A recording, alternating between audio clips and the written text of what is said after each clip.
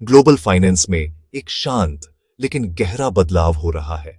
Reserve bank of India ने south Asian पड़ोसियों के लिए एक नया करेंसी स्वैप फ्रेमवर्क लॉन्च किया है, जिससे सार्क देशों को इंडियन रुपये के लिए अपनी करेंसीज को स्वैप करने के लिए 45,000 करोड़ की विंडो मिल रही है। यह कदम सिर्फ एक टेक्निकल बदलाव से कहीं ज्यादा है। यह रीजन की यूएस डॉलर पर निर्भरता कम करने और इंडिया की इकोनॉमिक लीडरशिप को मजबूत करने के लिए एक बोल्ड स्टेप है। डॉलर का दबदबा लंबे समय से डेवलपिंग इकोनॉमीज को शेप दे रहा है, लेकिन यह उन्हें यूएस पॉलिसी में होने वाले बदलावों और जियोपॉलिटिकल लेवरेज के सामने भी खड़ा कर देता है। रुपये आधारित ट्रांजैक्शंस को पॉसिबल करके आरबीआई अपने पड़ोसियों को स्टेबिलिटी और ऑटोनॉमी देता है, जिससे लोकल करेंसीज में रीजनल ग्रोथ को बढ़ावा मिलता है। यह पहल इंडिया की नेबरहुड फर्स्ट पॉलिसी का एक अहम हिस्सा है, जो सार्क मेंबर्स को एक ज्यादा इंटीग्रेटेड, आत्मनिर्भर इकोनॉमिक ब्लॉक बनाने के लिए इनवाइट करती है। जैसे जैसे इंडिया इस अहम मोमेंट को मार्क कर रहा है, हम देखेंगे कि यह फ्रेमवर्क कैसे काम करता है, इसके फायदे क्या हैं और डी डॉलराइजेशन की ग्लोबल ट्रेंड में इसकी क्या जगह है। तो करेंसी स्वैप एग्रीमेंट क्या है? यह सेंट्रल बैंक्स के बीच एक फाइनेंशियल हैंडशेक है, जैसे इंडिया और श्रीलंका, जहां हर कोई दूसरे को एक फिक्स्ड एक्सचेंज रेट पर अपनी करेंसी प्रोवाइड करता है। यह arrangement short term liquidity provide करता है और दोनों साइड्स को करेंसी मार्केट की वोलेटिलिटी से बचाता है। अगर श्रीलंका को फॉरेन करेंसी की कमी का सामना करना पड़ता है, तो वह स्वैप से मिले रुपयों का इस्तेमाल जरूरी इंपोर्ट्स के लिए कर सकता है, महंगे लोन और रिजर्व की कमी से बच सकता है। लोकल करेंसीज में ट्रेड सेटल करने से ट्रांजैक्शन कॉस्ट भी कम होती है और गहरे इकोनॉमिक टाइज को बढ़ावा मिलता है। स्वैप के एंड में करेंसीज को ओरिजिनल रेट पर वापस कर दिया जाता है और एक मामूली इंटरेस्ट पे किया जाता है। करेंसी स्वैप स्टेबिलिटी को बढ़ावा देते हैं, डॉलर पर डिपेंडेंस कम करते हैं और रीजनल कोऑपरेशन को मजबूत करते हैं।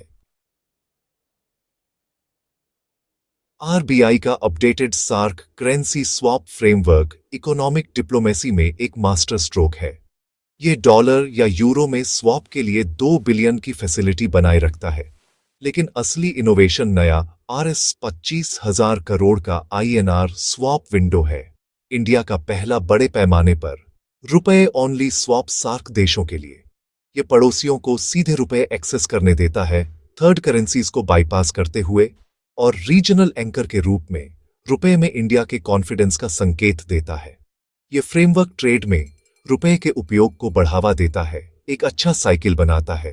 ज्यादा रुपए का ट्रेड डिमांड बढ़ाता है, जिससे रिजर्व करेंसी के रूप में इसकी भूमिका मजबूत होती है। यह एक स्ट्रैटेजिक एसेट है जो इंडिया की नेबरहुड फर्स्ट पॉलिसी को आगे बढ़ाता है और रुपए के इंटरनेशनलाइजेशन के लिए ग्राउंडवर्क तैयार करता है। गोल एक ज्यादा इंटीग्रेटेड साउथ एशियन इकोनॉमी, जिसके कोर में रुपया हो। डी डॉलराइजेशन इकोनॉमिक सॉवरेनिटी को फिर से हासिल करने के बारे में है। डॉलर का दबदबा यूएस को बहुत ज्यादा इन्फ्लुएंस देता है, जिससे दूसरे उसकी पॉलिसी में होने वाले बदलावों के प्रति वल्नरेबल हो जाते हैं। इंडियन बिजनेसेस के लिए डॉलर में ट्रेडिंग का मतलब एक्स्ट्रा कॉस्ट और एक्सचेंज रेट में होने वाले बदलावों से एक्सपोजर है। रुपये में सेटल करने से ये रिस्क खत्म हो जाएंगे और कॉम्पिटिटिवनेस बढ़ेगी। बहुत ज्यादा डॉलर रिजर्व बनाए रखने से कैपिटल फंस जाता है, जिसे घर पर इन्वेस्ट किया जा सकता था। रुपये आधारित ट्रेड को बढ़ावा देकर इंडिया धीरे धीरे डॉलर रिजर्व की अपनी जरूरत को कम कर सकता है, जिससे डेवलपमेंट के लिए रिसोर्स फ्री हो जाएंगे। डॉलर के दबदबे को तोड़ना सैंक्शंस और बाहरी दबावों से भी बचाता है, जिससे इंडिया को अपने इकोनॉमिक डेस्टिनी पर ज्यादा कंट्रोल मिलता है। आरबीआई की रुपए स्वैप फैसिलिटी सच्ची इकोनॉमिक इंडिपेंडेंस की दिशा में एक अहम कदम है। ये रेजिलेंस बनाने और इंडिया के इंटरेस्ट्स को सबसे पहले रखने के बारे में है। इंडिया का रुपए को बढ़ावा देना एक ग्लोबल ट्रेंड को दिखाता है। सबसे खास बात, युआन को इंटरनेशनलाइज करने की चाइना की कोशिश। चाइना के करेंसी स्वैप के बड़े नेटवर्क ने युआन को अपने दायरे में एक क्रेडिबल ऑल्टरनेटिव बना दिया है, खासकर बेल्ट एंड रोड इनिशिएटिव के जरिए। हालांकि चाइना के स्टेट कंट्रोल्ड मॉडल और कैपिटल रेस्ट्रिक्शंस ने युआन की ग्लोबल अपील को लिमिटेड कर दिया है। इंडिया का अप्रोच अलग है, एक डेमोक्रेटिक, ट्रांसपेरेंट सिस्टम जिसमें एक लिबरलाइजिंग कैपिटल अकाउंट है। यह रुपये को उन देशों के लिए ज्यादा अट्रैक्टिव बना सकता है जो डॉलर या युआन के दबदबे की शर्तों के बिना स्टेबिलिटी चाहते हैं। चाइना की सक्सेस और पिटफॉल्स से सीखकर India trust based sustainable partnerships बनाना चाहता है। गोल रातों रात डॉलर को रिप्लेस करना नहीं है, बल्कि रुपये को एक भरोसेमंद पिलर के रूप में एक मल्टीपोलर करेंसी वर्ल्ड बनाना है।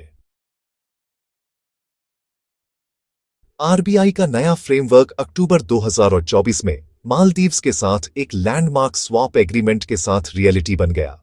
मालदीव्स को डॉलर या यूरो में $400 मिलियन और रुपये में RS 3000 करोड़ तक एक्सेस मिला, जिससे तुरंत राहत और इंडियन इकोनॉमी के साथ लॉन्ग टर्म इंटीग्रेशन दोनों मिले। यह डुअल अप्रोच मालदीव्स की फाइनेंशियल स्टेबिलिटी को मजबूत करता है और इंडिया के साथ ट्रेड टाइज को गहरा करता है। मालदीवियन इंपोर्टर्स अब इंडियन गुड्स के लिए रुपये का इस्तेमाल कर सकते हैं, जिससे डॉलर पर डिपेंडेंस कम होगी और कॉस्ट कम होगी। यह एग्रीमेंट दूसरे सार्क देशों के लिए एक मिसाल कायम करता है। यह दिखाता है कि रीजनल स्टेबिलिटी के लिए इंडिया की कमिटमेंट सिर्फ बातें नहीं है, यह एक्शन से सपोर्टेड है। जैसे जैसे ज्यादा पड़ोसी जुड़ते हैं, साउथ एशिया में रुपये आधारित कोन ऑपरेशन का एक नेटवर्क आकार ले रहा है। यह पॉलिसी है एक्शन में, विजन को रियलिटी में बदलना। आरबीआई की RS 25,000 करोड़ की रुपए स्वैप फैसिलिटी इंडिया और उसके पड़ोसियों के लिए इकोनॉमिक सॉवरेनिटी की दिशा में एक लैंडमार्क कदम है। यह डॉलर पर डिपेंडेंसी कम करता है, ट्रांजैक्शन कॉस्ट कम करता है और रीजनल एंकर के रूप में इंडिया की भूमिका को मजबूत करता है। सार्क पार्टनर्स के लिए यह एक बढ़ती हुई इकोनॉमिक पावर के साथ स्टेबिलिटी, लिक्विडिटी और गहरी इंटीग्रेशन प्रोवाइड करता है। इंडिया का अप्रोच कोऑपरेटिव, ट्रांसपेरेंट और पार्टनरशिप ड्रिवन चाइना के विपरीत है, जो एक बदलते ग्लोबल ऑर्डर में एक आकर्षक ऑल्टरनेटिव प्रोवाइड करता है। मकसद करेंसी का दबदबा नहीं है, बल्कि एक बैलेंस्ड मल्टीपोलर सिस्टम है जहां रुपया मजबूत खड़ा है। रुपया अब फॉरेन पॉलिसी का एक टूल और इंडिया की बढ़ती ग्लोबल स्टेटस का प्रतीक है। रुपये के युग की सुबह वाकई शुरू हो गई है।